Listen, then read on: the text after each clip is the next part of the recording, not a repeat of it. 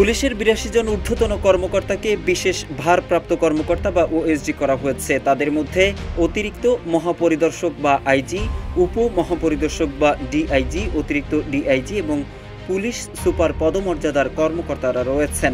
গতকাল মঙ্গলবার স্বরাষ্ট্র মন্ত্রণালয়ের পৃথক ৩টি প্রজ্ঞাপনে পুলিশের এসব কর্মকর্তাকে স্বরাষ্ট্র মন্ত্রণালয়ের জননিরাপত্তা বিভাগের বিশেষ ভারপ্রাপ্ত কর্মকর্তা বা ওএসডি করার কথা জানানো হয়।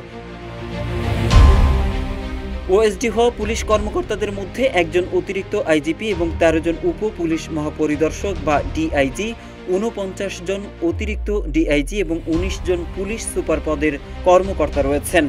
তবে ওএসডির কারণ সম্পর্কে প্রজ্ঞাপনে কিছু বলা হয়নি। প্রজ্ঞাপনে উল্লেখ করা হয়, বিসিএস পুলিশ ক্যাডারের নিম্নবর্ণিত কর্মকর্তাদের জননিরাপত্তা বিভাগ স্বরাষ্ট্র মন্ত্রণালয়ে বিশেষ ভারপ্রাপ্ত কর্মকর্তা বা ওএসডি হিসেবে বদলি বা পদায়ন করা হলো। জনস্বার্থে জারিকৃত এ আদেশ অবিলম্বে কার্যকর করা হবে বলেও প্রজ্ঞাপনে বলা হয়েছে।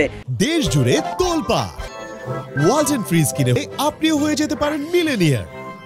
ওএসডি প্রসঙ্গে স্বরাষ্ট্র মন্ত্রণালয়ের এক সূত্র জানিয়েছে, এই ৮২ জন কর্মকর্তা ২০১৮ সালের বিতর্কিত জাতীয় সংসদ নির্বাচনে দায়িত্ব পালন করেছেন। ওএসডি করা অতিরিক্ত আইজিপি হলেন মোহাম্মদ আব্দুল আলিম মাহমুদ, ডিআইজিরা হলেন শাহ মিজান, শফিউর রহমান, নূরে আলম মিনা, জাকির হোসেন খান, ইলিয়াস শরীফ, মিরাজউদ্দিন আহমেদ, শাহ আবিদ হোসেন, জিহাদুল কবির, মনিরুজ্জামান, মাহবুবুর রহমান, মাইনুল হক, এস এম মুস্তাক আহমেদ খান, সৈয়দ নুরুল ইসলাম ও সাইফুল ইসলাম। ওএসডি হওয়া অতিরিক্ত ডিআইজিদের মধ্যে শামসুন নাহার, মাশরুকুর রহমান খালেদ, সঞ্জিত কুমার রায়, মোহাম্মদ সাইদুর রহমান খান, আসমা সিদ্দিকা বিনি, আব্দুল মোমেন, শাহ আবিদ হোসেন, জয়দেব চৌধুরী, দেলোয়ার হোসেন, কাজী আশরাফুল আজিম, এবিএম মাসুদ হোসেন প্রমুখ রয়েছেন।